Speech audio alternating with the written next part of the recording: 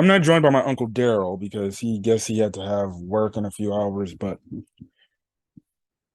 oh boy. Here we go again.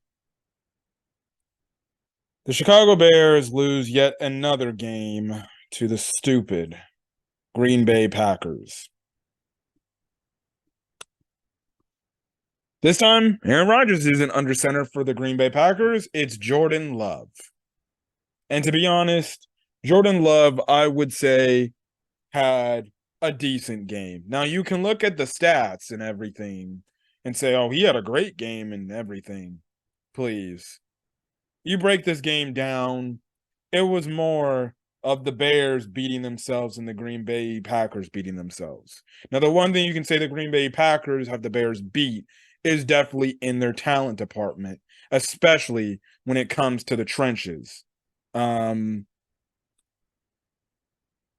absolutely. I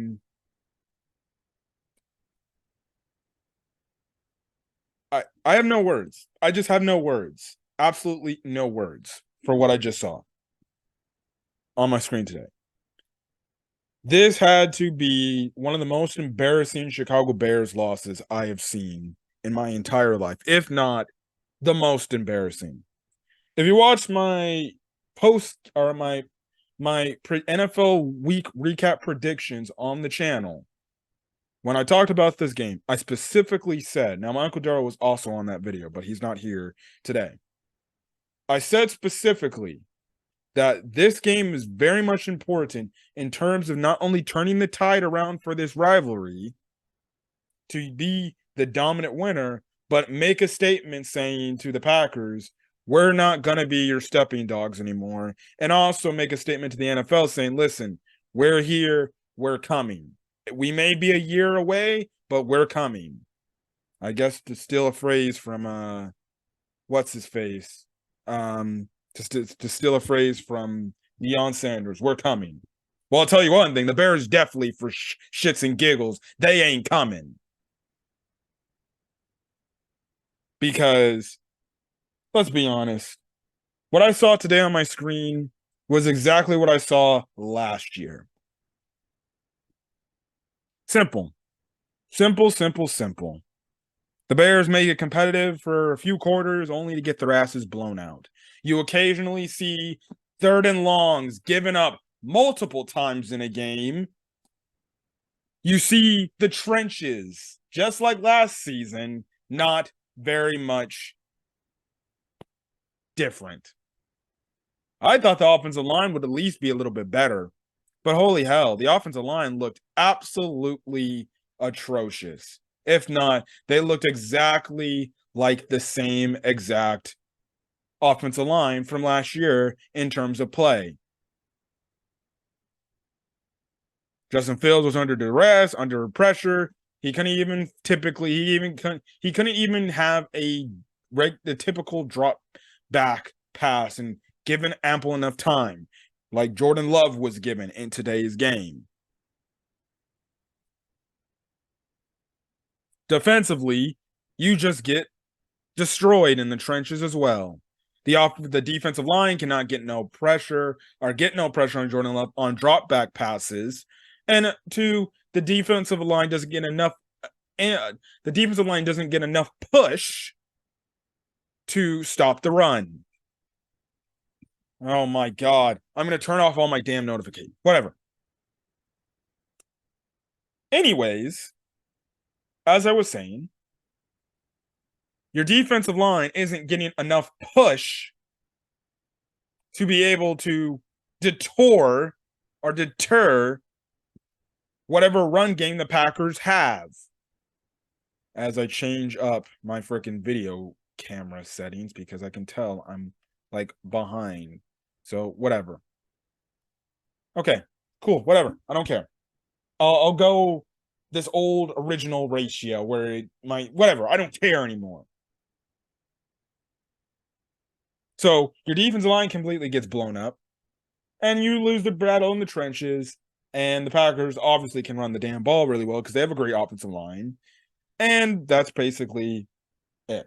And then you add in the blown coverages, You add in the fact that for some odd reason, we don't want to blitz when we have no defensive line. We don't want to send no linebackers or anything because Alan Williams and Matt Eberflus are succotash of sissies and they don't believe in it. They think, oh, we can sit back in a zone and we can get turnovers that way and everything. But it's funny when you do sit back in zone, eventually somebody's going to get open because your defensive line isn't committing any pressures. And on top of the fact, even when you sit back in a simple zone, you have your DBs can't even freaking find a guy and stay in coverage because they're always blowing a coverage and somebody's typically wide open. And most importantly, the middle of the field's always wide open on these third and long situations because you're running a crappy zone. Simple as that. Simple as that. Then offensively, good Lord, have mercy.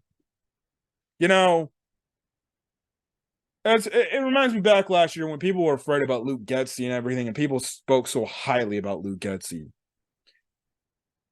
I don't know what the hell Luke Getsy has cooking. I don't know if he was voluntarily working for the Packers secretly. But holy hell, Luke Getsy's play calling, just like last year, and just like with Alan Williams and Matt Eberflus's defensive calls, just like last year with Luke Getsy, it's absolutely stupid. It's mind-boggling play calls that makes absolutely no sense, and you're scratching your head wondering if Matt Nagy's still on the dang team.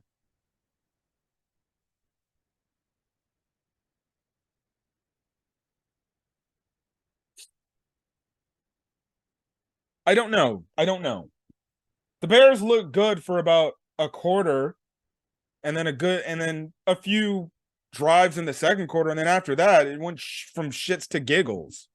But going back to the Luke Getsy play call, Bears get the first drive, of the game. They're moving the ball fun. I'm like, okay, I'm liking what I'm seeing here. Okay. Then it's a third and short. And then Luke Getsy, for some reason, calls a designated run play. No, not to Justin Fields. He motions Cole Kmet over to under center, and Cole Kmet takes the ball on a tight end sneak. Only for then, the next play, they run on fourth down. Mind you, they're on the Packers side of the frickin' field. Mind you, they're not on their own field. They decide to go for it on fourth down, and they run a QB sneak, which you'd think they should have ran on the third down. And of course, the offensive line doesn't get enough of a push because they don't want to do any work, for crying out loud. But whatever. So from that moment on, I'm like, what the hell is Luke Getsy doing? And Luke Getsy continued to call BS play after BS play after bullshit play, whatever. Like a majority of his plays he was calling was screen passes in that first half. Literal screen passes. And I'm just like, are we going to throw the ball vertically? And one of the drives where we ended up getting into the red zone, we didn't score a touchdown, but one of the drives where we ended up getting some points, we threw the ball down the field. Simple as that. Now, I saw a tweet saying, I don't know if freaking the coaching staff doesn't trust Justin Fields to throw the ball, or they know the fact that the offensive line isn't that good to do drop back passing. Well, then, idiots, if you have see, and this is the problem that I don't understand. Luke Getsy is play calling like a damn scaredy cat. I don't know why he's play calling like this. I don't know why he keeps coming up with screens. He thought from the first preseason game that, we can run screen passes and they can go all the way for touchdowns. Well, guess what? It doesn't work in the regular season because eventually you're playing your ones, you're playing the best players in the field, and then two, most importantly, you keep running screens, eventually teams are going to be like, all right, they're just running a damn screen. Like there was one screen where it was like a running back screen, and they did it where Kenny Clark ended up seeing like, oh, wait, this is a screen. I got to get back to the running back. And Kenny Clark basically blows that screen pass up because at that point in time in the game, the Bears had already run like 4 or 5 screens, maybe 6 at that earlier in the game. And you can't fool a team if you're going to continue to run screens. Again, I don't know if the Bears coaching staff have no confidence in Justin Fields. At that point, then why the hell did we not draft a quarterback in this past draft then? You had the first pick. You could have taken Bryce Young. This is the questions that need to be answered. The way the Bears, see, I'm going to the Bears offense right now. The way the Bears called their offense, one, it's too pass heavy or it's too run heavy. I understand you want to create an identity and run the damn ball, but you have a talented quarterback at the quarterback position that still the jury is out on if he can be that dude. I believe he can be that dude, but today didn't do me any favors because you have one play where Justin Fields is directly staring at Darnell Mooney, and he throws a pick six to Quay Walker, and he just directly stares at him. When I'm looking at when they show the view from the quarterback perspective, you can see DJ Moore running basically a corner route. He's wide open right then and there in that tiny space. And if Justin Fields anticipates and throws that ball, that's a completed pass right there to DJ Moore, which DJ Moore only got 2-3 targets in this game. That's the guy you brought over from Carolina. You traded the first round pick to the Carolina Panthers. And guess what? He only gets 2 freaking catches. What are we doing here? Target the man. That's also another thing on Fields as well. You have to target your best guy. Even if he looks covered, you have to give him an opportunity that he's going to come down with the ball. It's the same thing we've been seeing with Fields from last season. He does, for some odd reason, he doesn't trust the tight corners. He doesn't trust his wide receivers. If he even sees like a guy within the vicinity, he won't just trust his guy and do that. I don't know why. Is it a hesitancy that he wants to just be absolutely perfect? I don't know. But like, for example, the pick six where he threw to Quay Walker, you clearly see DJ Moore is open in the corner of the screen after running a corner route. He's running the corner and he's breaking away. That ball should be thrown. You will get it over the freaking cornerback. The safety is not fast enough to get there. I don't know why. Maybe, again, and it's the same thing. Maybe it's because Fields is so worried about this freaking pass rush because his offensive line can't hold their blocks. But again, Fields needs to understand he needs to get the ball quick, which goes to Luke Getsy's damn point. Why not freaking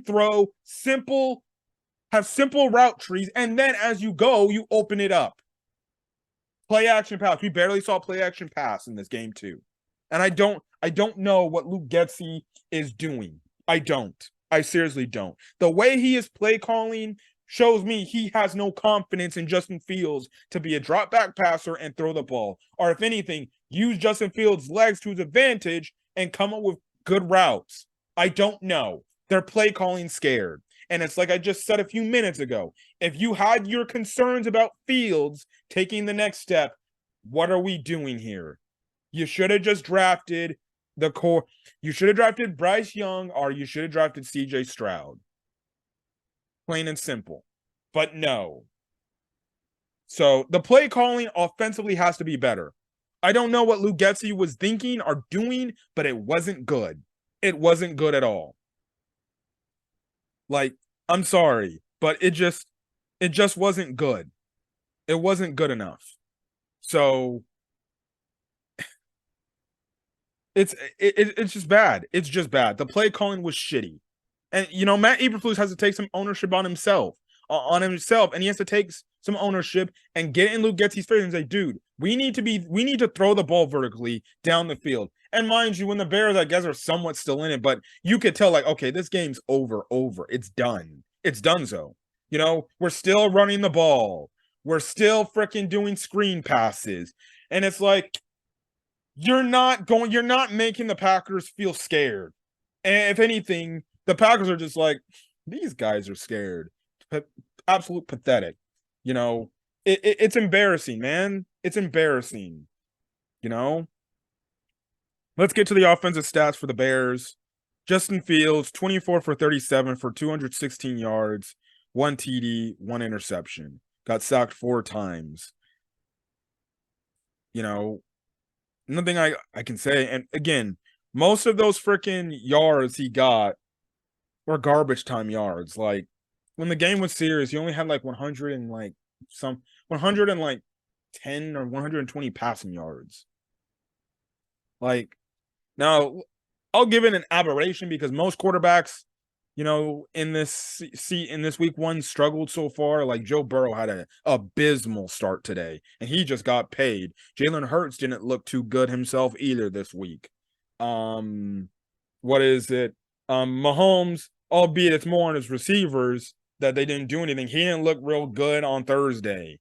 Trying to think of any other quarterbacks this I can't think of anything. I can't think. Lamar Jackson, to an extent, didn't have a good game today as well. But regardless, it, it is what it is. Rushing wise, the Bears rushed over 100 yards. Justin Fields had 9 carries for 59 yards. Herbert 27 yards, 9 carries. Roschon Johnson, who had a really good run where he literally like laid up one of the Packers defenders, 5 carries for 20 yards, and Foreman had 5 carries for 16 yards. Receiving wise, Darnell Mooney led the team in receptions, 4 receptions for 53 yards, 1 TD. Cole Kmet, he was pretty quiet today until garbage time, 5 receptions for 44 yards. Herbert, 3 receptions for 37. Roschon, 6 receptions for 35. DJ Moore, again, like I said, 2 targets for 25 yards. You got to give him the ball. He's your number 1 receiver. Get him the damn ball. And if it's the coach is telling Justin, you got to trust the guy.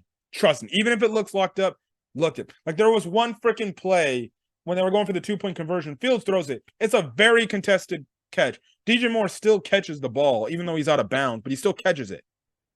Trust your receiver. For example, I'm watching the end of the freaking Dolphins-Chargers game. They send Tyreek Hill on a freaking fade route. Defenders all over him, and Tua makes a perfect throw in the breadbasket. He didn't hesitate because, he's covered. He trusted his receiver and Tyreek Hill to come down with the play, and Tyreek Hill came to the play. So again, I don't know if it's still Justin's hesitancy to want to throw to covered guys, but at some point, you got to freaking trust your freaking receivers. Even if they look covered, trust him. Be smart with where you put the ball placement, but trust your receivers. DJ Moore was brought here for a reason, to help Justin Fields. He can't really help if he isn't getting receptions. So Justin going into Tampa Bay next week, which ain't going to be an easy game now that they beat the damn Minnesota Vikings. They're going to have to do their dang job. Justin's going to have to do a better job at doing this. But at the same time, what's his face? Luke Getsy has to do a better job at play calling. You can't be so gun heavy on the run and just be like, okay, let's ignore the passing. Again, I don't know if they run the ball because they're just afraid to drop Justin Fields back in the pocket. I don't know. I can understand the concerns, but you got to trust your quarterback to do something with the football. And you got to have this guy, Justin, to have the confidence to throw down the field. Simple as that. Blasingame had 0 receptions. Foreman had 2 receptions for 8 yards. And then Claypool. You could barely acknowledge Claypool in the field. Claypool wasn't doing anything. It's funny enough, he wants a big contract. On one of the screen passes, he was actually targeted. He dropped it, even though the ball was tipped. The ball was still in his hands. You got to catch that. And then 2, on one of the screens plays they ran, Darnell Mooney catches it, but Claypool didn't want to block, like as if he's so upset that he's not getting the ball thrown to him. He didn't even attempt to make a block. Well, if he ain't going to be here to put in the work, then Ryan Poles, you need to do your damn job and you need to trade him. Maybe, if that's the case, trade him to the Chiefs and freaking Patrick Mahomes can get his receiver, a receiver he can potentially trust, and maybe you can give up a few picks and trade for Chris Jones. Since he clearly doesn't want to be there. Since clearly Chase Claypool doesn't want to be a contributor. Justin Fields also fumbled the ball, so he's got to continue. So he had 2 turnovers this game. He has to be clean with the football. He has to be better. I love Justin Fields. I'm wearing his jersey, but he has to play better. He has to play better. I defended Fields the last few years. I defended him because of Matt Nagy bullshit, and I defended him because I knew the team was bad and they had no receivers, no help. But now the gloves are off. I have to freaking be an objective Bears fan. And as much as I love Justin Fields, he has to play better.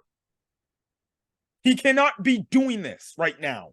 I'm one of the few Bears fans that go out there and I vouch and say, he's the guy. He's the dude. I was the one Bears fan. I have a legit freaking Instagram live, or not live, but a recording of me celebrating that we got Justin Fields.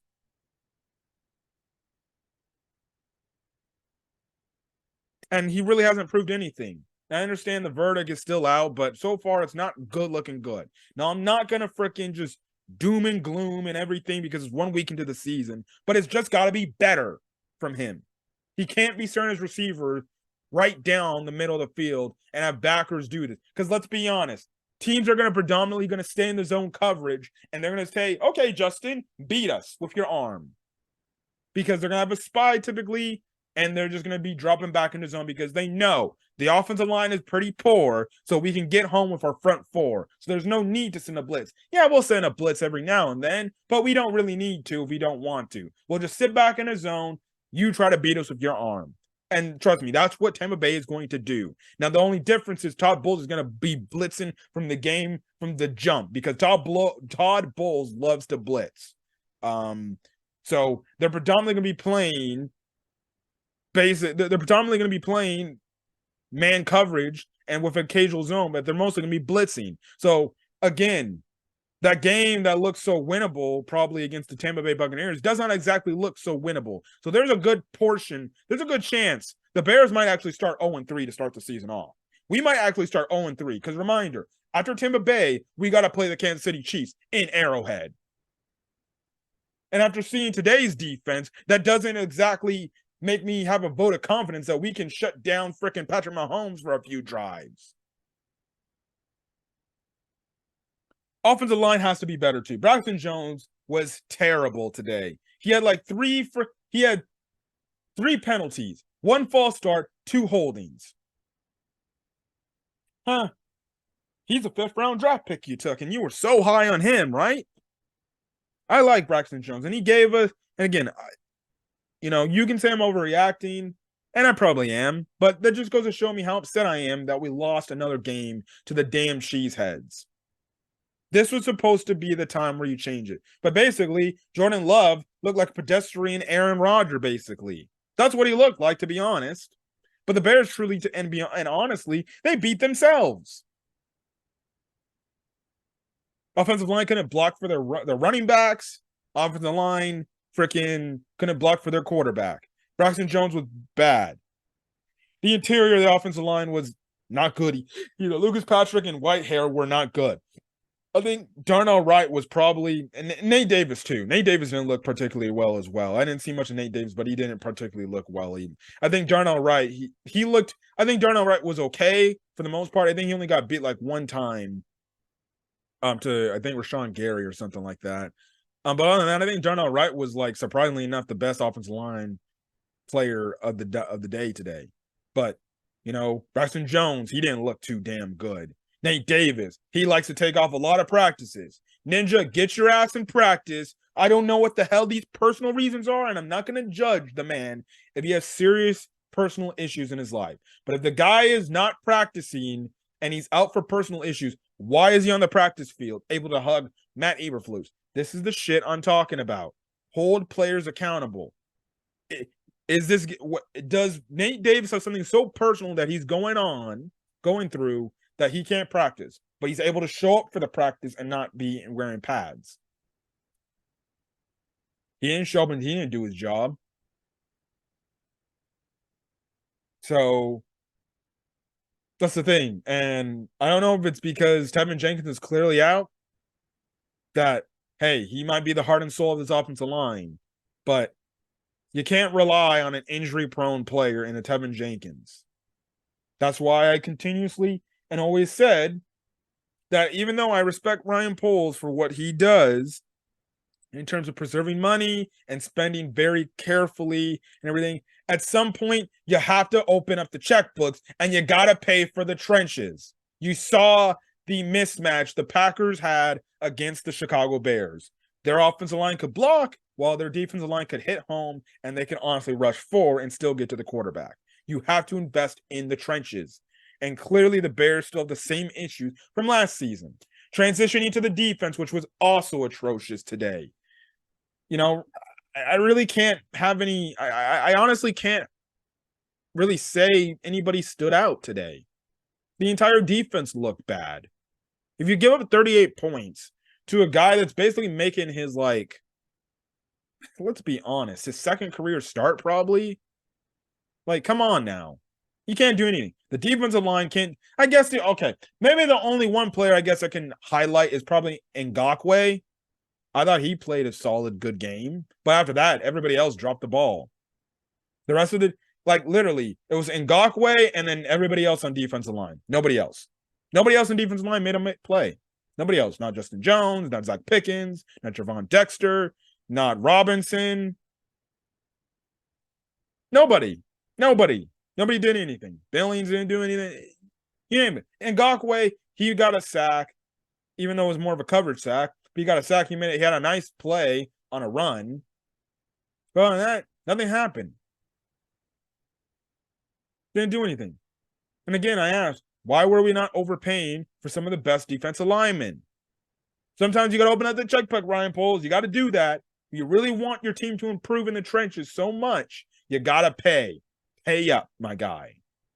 Again, I respect what Ryan Poles is doing and how he is very happy spending with his money. But listen, it just got to be better. It's just got to be better. The defense was atrocious. The defense line got absolutely no push, put no pressure on Jordan Love to be able to get after him. And it also doesn't add up the fact that your defensive coordinator and your defensive-minded head coach, for some odd reason, won't just man the fuck up and I don't know. Let's send a damn blitz for once and trust our freaking secondary that they can lock down basically scrubs in the freaking wide receiver department for the Packers. But no, we don't want to blitz our linebackers. We don't want to blitz Edmonds. We didn't want to blitz TJ Edwards. We didn't want to blitz Jack Sanborn. We're just going to sit back in coverage and hope they freaking get the front four can get home. See, this is the thing about Eberflus's defense. If the front four can get home, all right, fine. Sit back in zone. You just better not blow a coverage. Cool, fine. But if your front four is not getting home, well, then your zone coverages are actually easy to be picked apart in. Same thing we've been seeing. Middle of the field, typically wide open. Teams just have to run either a slant or they have to run like a freaking dig or a post or something in the middle. For some odd reason, and then in the back end, as much as it's improved, also Kyler Gordon got hurt with a hand injury. Don't know how bad the hand injury is, but he got hurt again.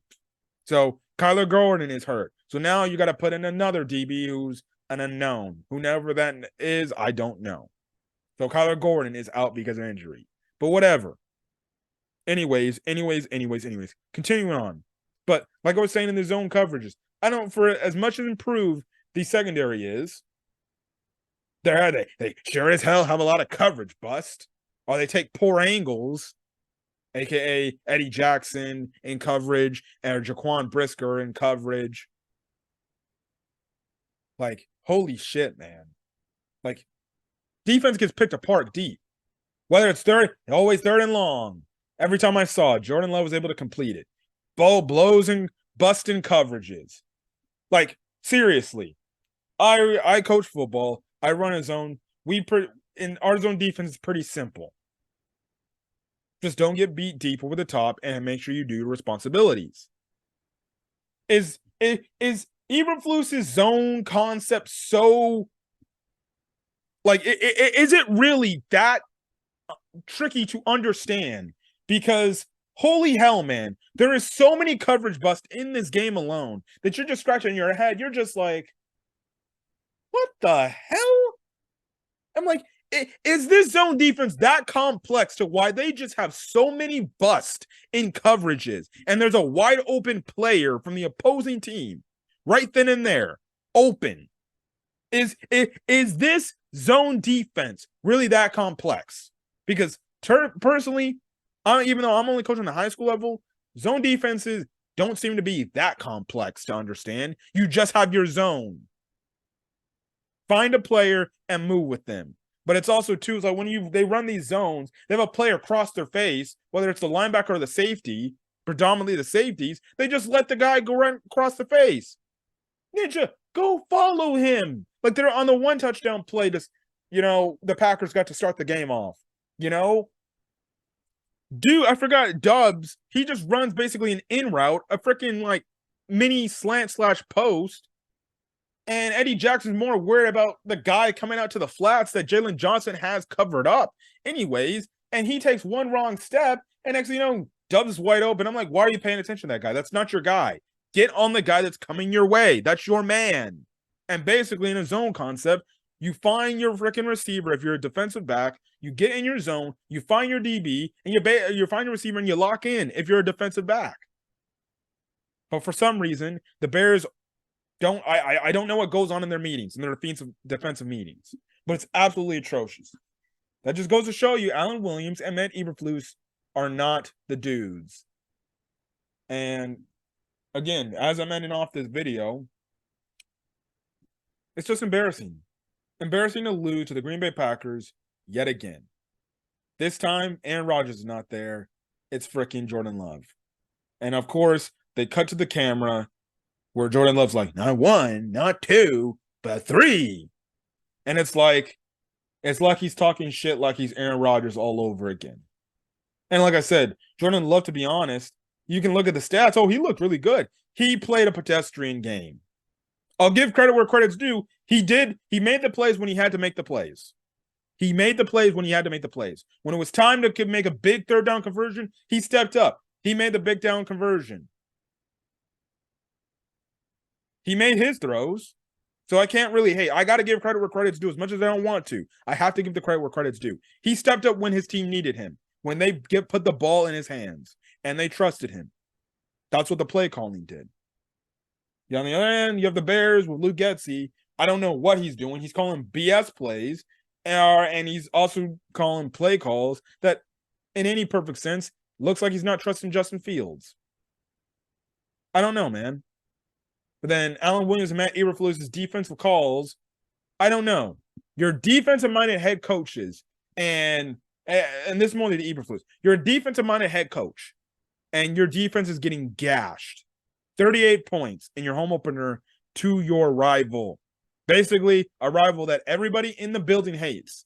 If I'm the McCaskies, if I'm Ryan Poles, you are not, and I mean not happy by the performance the players and the coaching staff gave you today.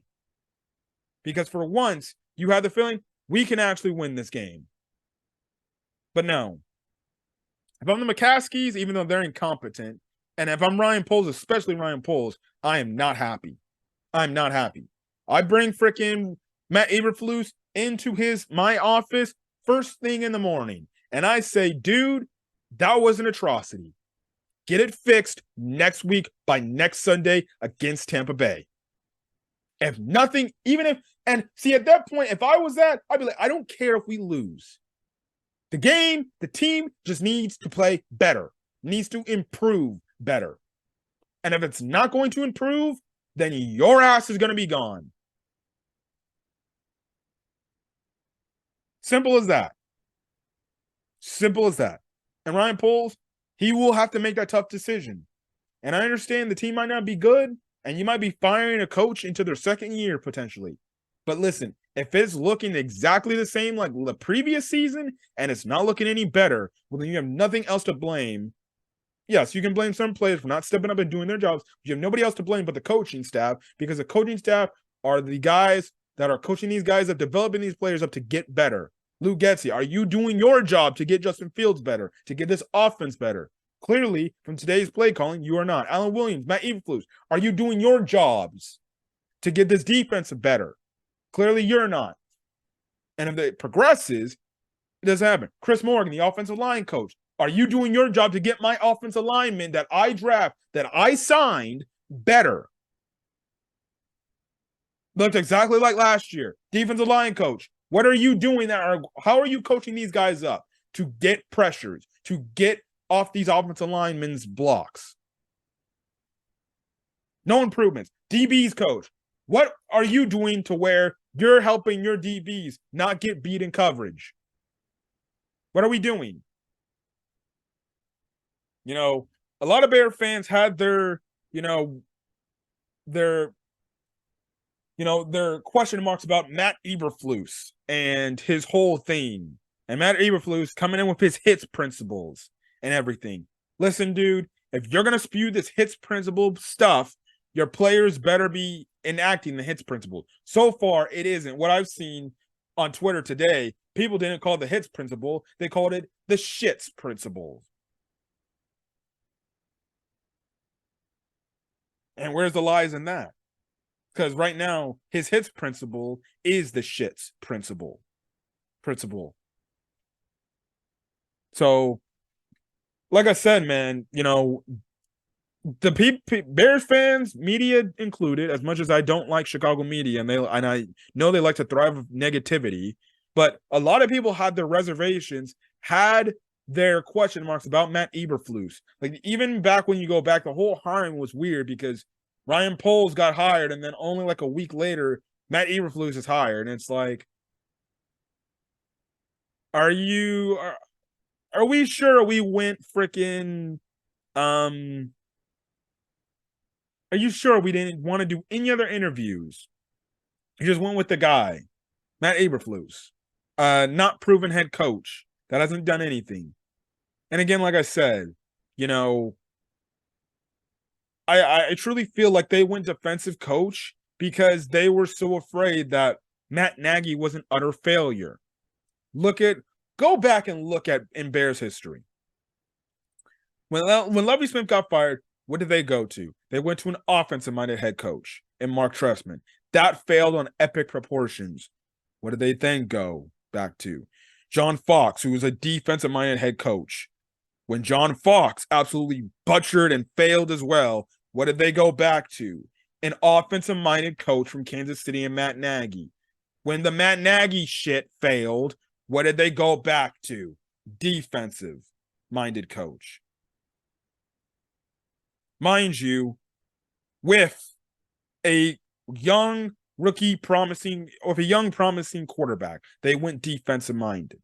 And then that same defensive-minded guy hired a guy that is calling plays for the first time in his career last season. And even now, to this day, after this game, he looks like a damn guy who's still play calling like he hasn't play called in a game in his life. He play called like he was a high school football coach. In high school, you get away with all the screens and shit like that. Not in the NFL. As the NFL stands, not for long. When the jury is out, they'll figure it out. So, this game is very alarming. Very alarming. If I'm the coaching staff, and each and every one coaching staff on this roster, I am worried because your job is on the line. Because you come out next week in Tampa Bay and you have another pathetic effort like this where you're getting blown off the field. And it's game over by basically almost to God the start of the third quarter. Like shit. The Packers were giving you this game. In the first half, you get down in the red zone, but you don't score any touchdowns. The one drive where you get the field to make it a 7-6 game, you target DJ Moore twice. Take him out of the game. And then obviously, dumb play calls don't work. And you're just like, what the hell are we doing? It's the same thing. When we get certain drives, guess he's calling a pretty good game. Get to the red zone, Glue Getsy's play calling goes to shits. And there's nothing he can do. Just like Matt Nagy. And we're settling for a field goal when we need 6 points, not 3. So, like I said, the coaching staff needs to be on high alert because they give another performance like this. I'm sorry, Matt Eberflus. If Ryan Poles has no loyalties about Eberflus being his guy, he'll fire and if Poles wants to do his job to preserve a guy, he'll fire Eberflus. Again, this is my conspiracy feeling. I feel like it was the McCaskies that had more of a say in hiring Matt Eberflus because they're like, we just hired you, Poles. We're not going to do this. We're gonna finish. We just hired you. We want to finish our coaching search. Let's hire this guy. And it's kind of thrown upon Poles. Like Poles never got to be able to do his homework and look for guys on his own. Like, if I remember, like literally, it was a week later. Eberflus was hired after Poles, and it wasn't even that close because it's like, well, and I thought I'm like, that's not enough time for a new GM to hire his own guy. So I have a feeling if Eberflus gets fired, Poles will be able to be given the good gracious, to find his guy. And I think also with the help, if it comes to it, with the help of Kevin Warren, too, because remember, he's a new team president. And I know Kevin Warren, he probably is also not a very happy individual, too. You can clearly tell he wants the excellence at the highest order. And he's not going to tolerate shit like that, what we just saw today. And if he was somewhere in Soldier Field, I know he was fuming. Just like Ryan Poles was probably fuming as well. And this leads me to believe, as I'm ending it off, I know I said it like minutes ago, but there was one image in this game where they cut to the Bears players in the benches. They looked dejected. They looked like, oh shit, well, I guess we're going to lose another game to the Packers. DJ Moore sitting back on the bench like, oh. Where's the leadership? Where's the leadership? Justin Fields over there looking like he's pouting. You're the captain. You got to see on your chest. Step the hell up. Get these players ready to play. I don't want to see Instagram or Twitter freaking videos of him hyping the team up saying, we got to fucking do it. It's time to make our stand. It's time to shut the fuck up. The hype up speeches. And the next thing you know, I cut to a broadcast image. Everybody's just look like they're chilling like, oh, all right. I guess we're going to lose to the Packers again. That's what I'm saying. That's why I didn't like a few days ago when Justin Fields had his press conference. He said, I don't really, looking too much into the past and everything and shit like that. I don't really look into the past things. I'm just going to go out and go play my game and shit like that. No, you should look into the history. You should understand how the fans feel about losing to this goddamn team, which shows me, even after 3 fucking seasons, you don't understand the importance of the Bears-Packers game for Bears. For this organization. You got to change the tide in this rivalry. You cannot keep losing to these guys. You are like 0 for 4. No, 0 for 5 against these dudes. Now 0 for 5. No wins. Step the hell up. You got Bears players coming in the press conference talking shit. Justin Jones, the Packer fans don't know their shit and everything. Even though, yes, they don't know their shit occasionally. That doesn't mean you can't say that and not back it up. Justin Jones, I didn't hear anything from Justin Jones today. Bears players talking all this shit in the press conference leading up to this game. That's why, if you go back and watch my predictions, I didn't like that. You got to back up your talk if you're going to talk shit. Just because Aaron Rodgers is gone from the division doesn't mean you have the right to talk shit on the Packers. The Packers have all the excuses in the world to talk their shit and do all the stuff on the sideline that they do, and they have the right to say, we own the Bears franchise. Because they have beaten the Bears 9 straight times. And until the Bears can finally beat the Packers, the Bears shouldn't say anything. So by the last week of the season, the Bears should be like, we got to do our jobs, we got to execute, and we got to go out there and we got to beat Green Bay and turn the tide around. Don't say any shit talking. Don't say anything. You just go out there and you just say, we got to go do our jobs. We got to win. We haven't beat this team. Plain and simple, we got to win. That's it. And you move on. You don't let the media instigate you or anything to say something and make it have bullets. And yes, that sounds like a sissy's way, but the Bears do not have the right to talk shit. They haven't beat this team since 2018. But other than that, no. They haven't done anything. Haven't done anything. So, like I said, this was a very alarming game. Again, I'm not going to overreact to 1 week. There's a lot more football left to be played. This team could turn it around at some point in the season, but it's not looking good. This team right now looks like they could potentially be one of the worst teams in the league again, and they might be finishing for a high draft pick, which probably means if Justin Fields doesn't show up and he doesn't do his job, well, then as long as a team that doesn't need a quarterback or doesn't need a quarterback is in the way, you know, you might be looking into the services for drafting another quarterback. And sadly, this Justin Fields jersey might be irrelevant as I know it. So, listen, it's got to be better. It's just got to be plain better. Plain and simple. It's got to be better.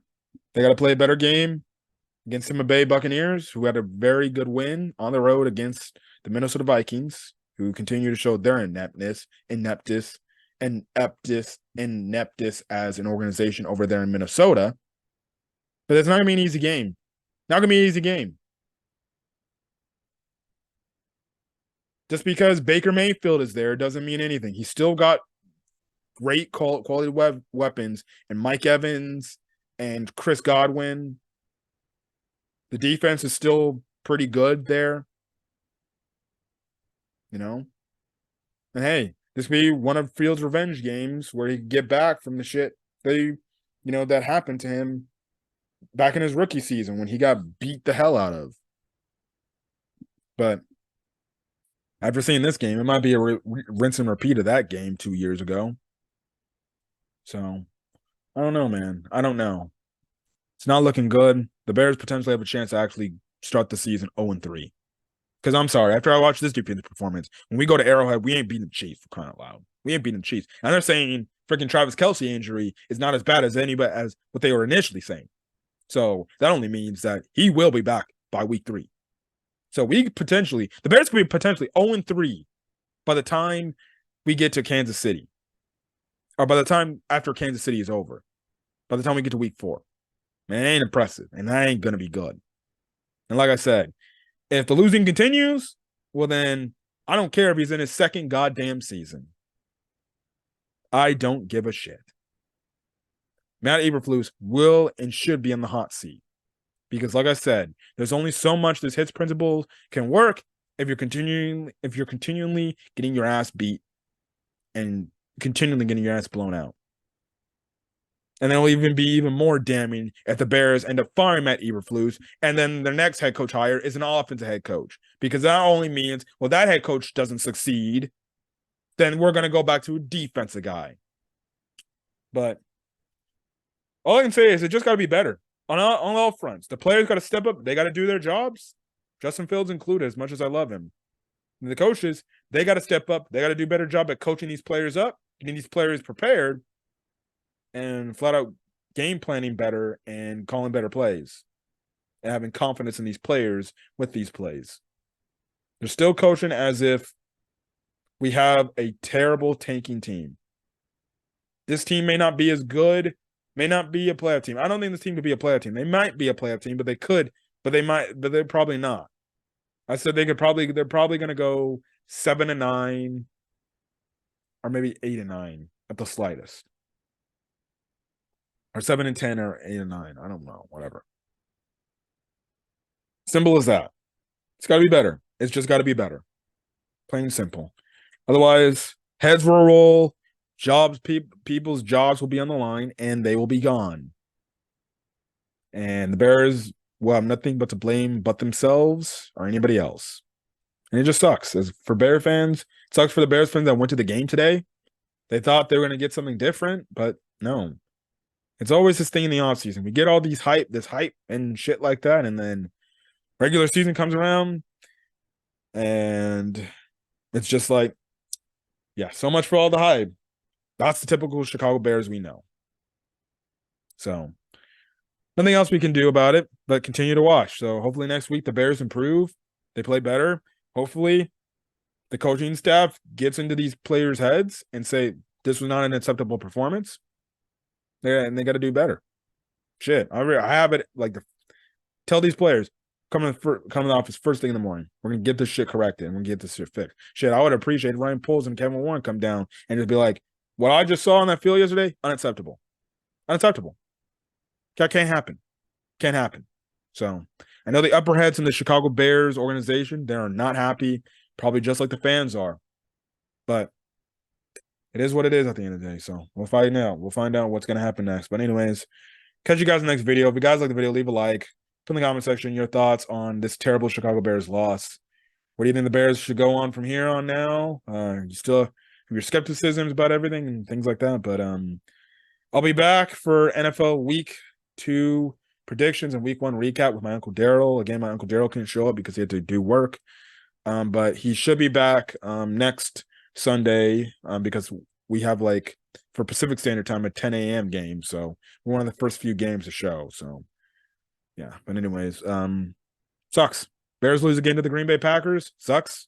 But can't do nothing and can't dwell on it. Only can hope that there was a different outcome, but only can change that going into next week and it's Tampa Bay Buccaneers going on the road to Tampa Bay. But till then, guys, catch you guys in the next video. It's been Cam for 15 Talk Sports. See you guys in the next video.